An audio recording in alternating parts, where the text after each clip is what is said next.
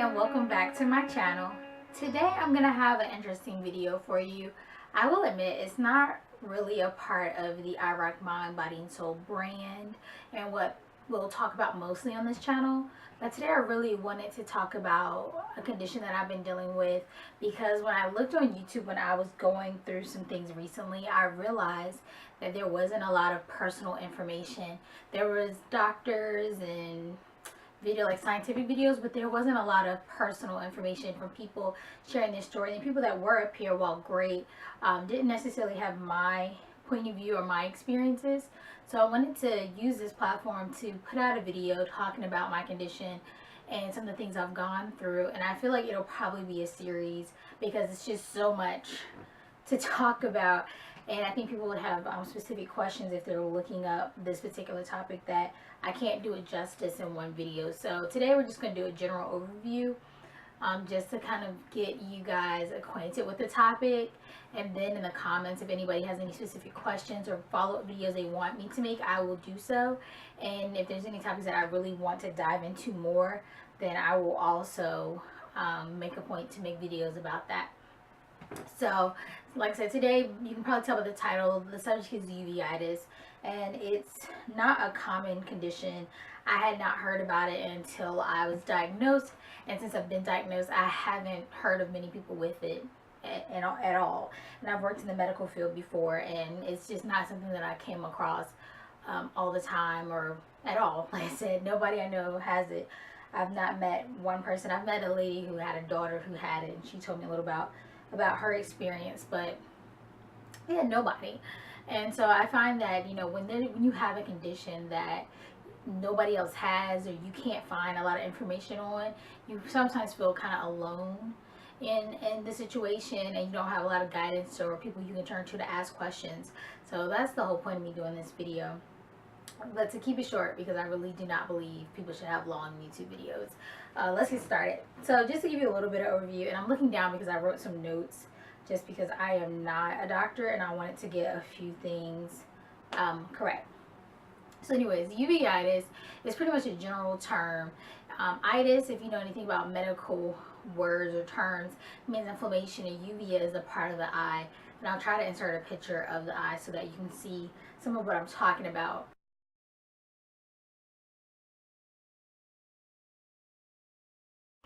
So uveitis just means inflammation of the uvea, but with this condition, it doesn't mean that the inflammation is only on that particular part of the eye. It can be all over, and depending on where the person is affected, depends on what they call it.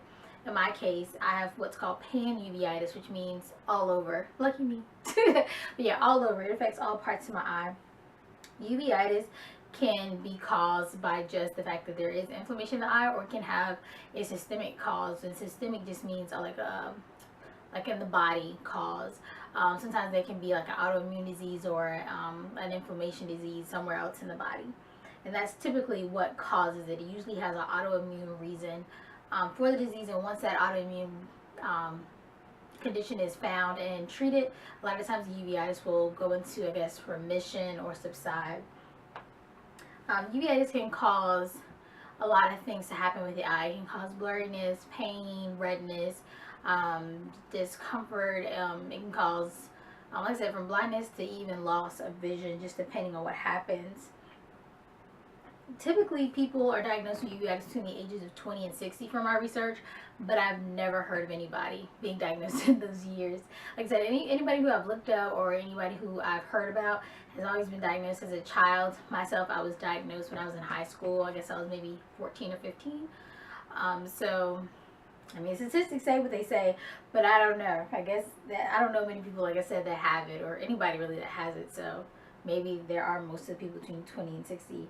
Another thing I thought interesting when I looked up more information about uveitis, and I've looked up information over the years, but that it can be acute or chronic. It can be infectious or non-infectious, and until recently I didn't know that it could be infectious, and I haven't really looked into more of that because, again, I've never heard of anybody with the infectious type. But I do know that it can be acute or chronic, and acute just means less than 6 months, chronic meaning more than 6 months, and, you know, years, lifetime, that type of thing. And I have the non-infectious chronic kind, where I've had it again, since high school. But I will say there's been times when I haven't had treatment for it, or times when it wasn't, I guess, flaring up. But I've always still had it. If they look to my eye, they can still see that I have some inflammation that wasn't supposed to be there. Alright, so I guess I will say a little bit about my journey with uveitis. Just again, this video, I'm going to try to keep it short. But again, I was diagnosed in high school. I was starting to experience some blurriness in my left eye. And so my mom took me to the doctor, like a regular eye exam. And then I was sent to a specialist, a retina specialist, who could take a look in the back of my eye. And they saw that, yes, there was inflammation. I remember getting lab work done. I was young, so I can't remember everything that happened, but I did get blood work done, and I got, what else happened? I got blood work, and I got my eye exam, and they pretty much said they didn't know what was causing it, but they'll treat the symptoms, which is blurry vision. So I was on drops for years. I ended up having, developing a cataract from all the drops.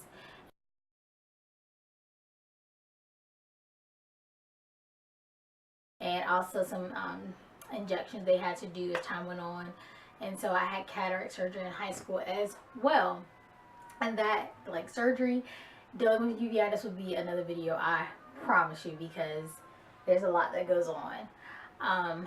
Let's see, college came, and I will have to admit that part of it was my fault, part of it was my doctor's fault.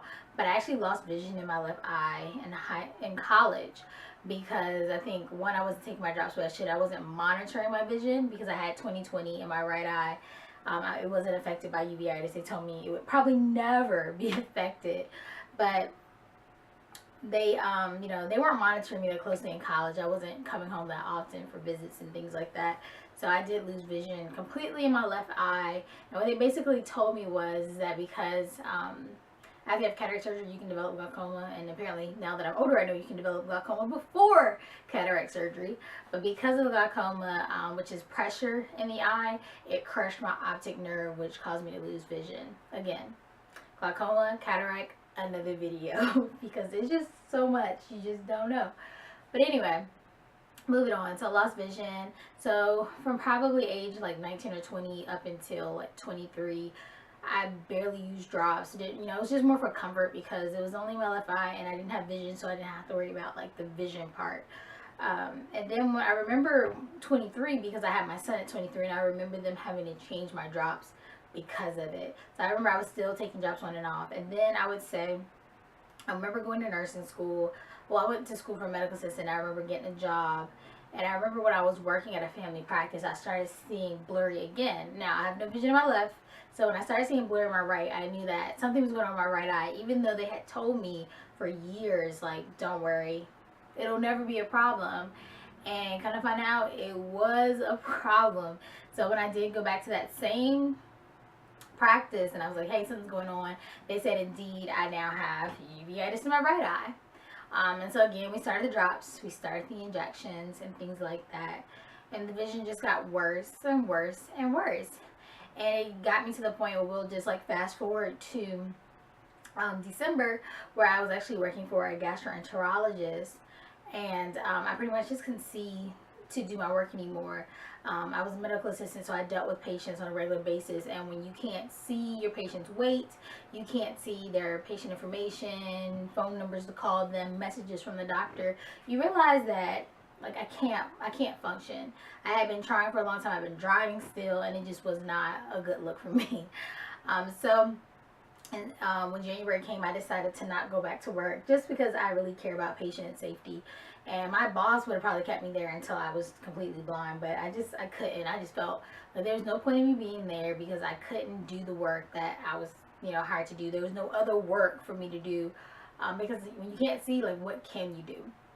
And I remember going to, I remember at that time, I guess around that time, I had switched insurance, so I had left that old practice and went to a new practice, and I was sent to a new glaucoma specialist because they had seen that not only did I have uveitis in the right eye, I had glaucoma as well. And the glaucoma specialist, I sat with her and I said, hey, I'm only 28.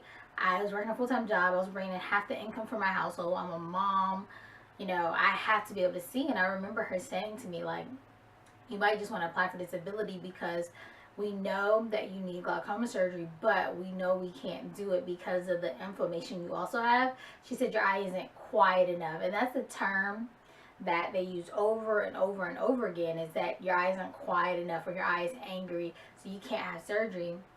And so I remember being kind of feeling defeated. I did apply for disability, but for anyone who's ever applied for disability, they know, and they probably have heard, that nobody gets disability on the first shot. So I already had stopped working in January, so that my last check was like that Christmas check. That was it. And then I had been working for a few months before I saw that glaucoma doctor. So it was like, okay, we're living on one income, and my vision's getting worse and worse by the day. So I did apply for disability, and again, another video about lovely disability. And I had a new retina specialist who's freaking awesome, Dr. Wagner. If you're in the Hampton Roads area and you ever need a retina specialist, please check him out. He has like 9 offices. It's ridiculous.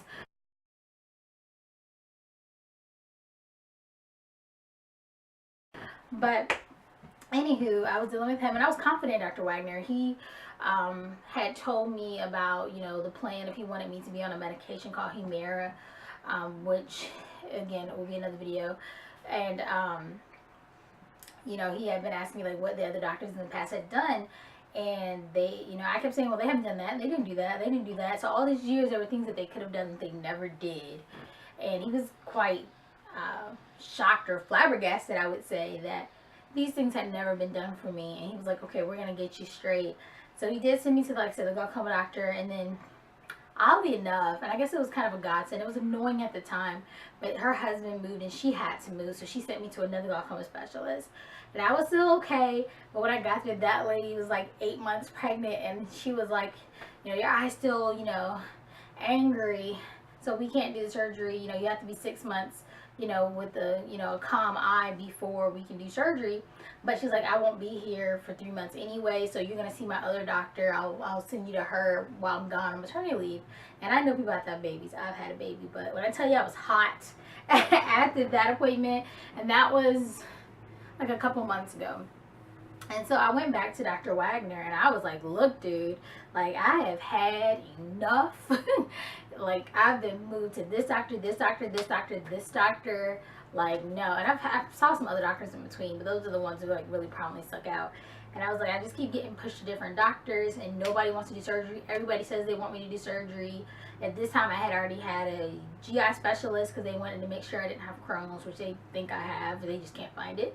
I've been to a rheumatologist who wants to put me on Humira but can't because of the lovely insurance. So they put me on a medication that's super strong that causes numbness and tingling all the time, which causes my hair to thin out, which causes me to feel icky. I looked the medication up. It's called methotrexate, and it actually is used for cancer patients sometimes. So I'm on that lovely medication, and my vision's still getting worse. So I was furious pretty much when I saw Dr. Wagner. I was still nice to him because I really love him, but I was hot. He could tell, like, I was like at my wit's end. So last month, and by the time you see the video, it would have been 2 months ago. So in August, I saw Dr. Wagner, and I told him all this, and he said, you know what, we're going to just leave those other doctors alone. Don't go to no more of their appointments. I'm going to send you to a specialist, another glaucoma specialist, and he also specializes in cataract disease, which now I have as well because of all the drops that I'm taking, plus the glaucoma, plus the uveitis. And again, we'll talk about cataract and glaucoma later. But yeah, so I have all these lovely conditions, and he sends me to this doctor called Dr. Gross. He's a glaucoma specialist, again, in the Hampton Roads area. He's awesome. Check him out if you need one.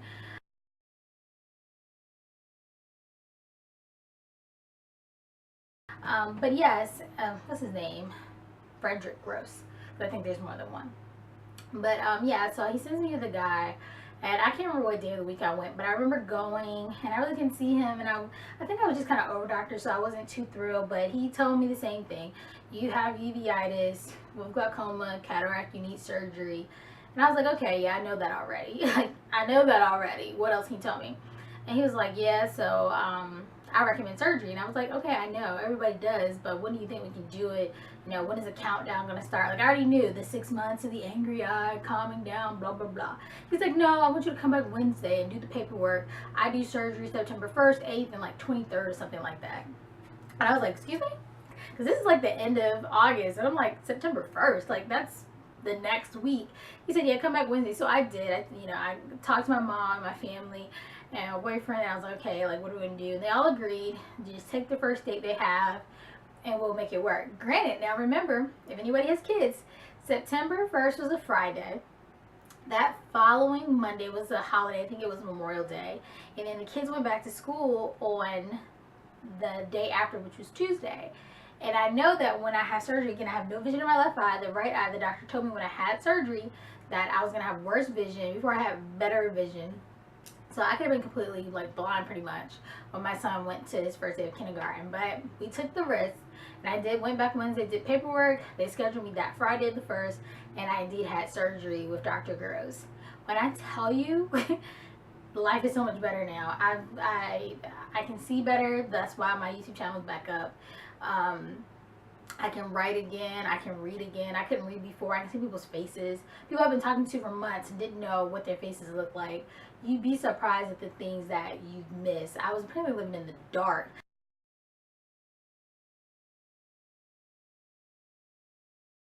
Because I had so many lamps and lights in my house and I still felt like it was dark. And now everything is super duper bright. Like recording this video right now, the reason why I didn't put an extra light behind me is because it's super bright to me. So I'm going to have to get used to brighter light so I can use my light so that these films can be properly lit. But just bear with me for a little while. I'm still healing. I've been to my post-op visits and I've had stitches removed and all kind of things in my eyes, shots.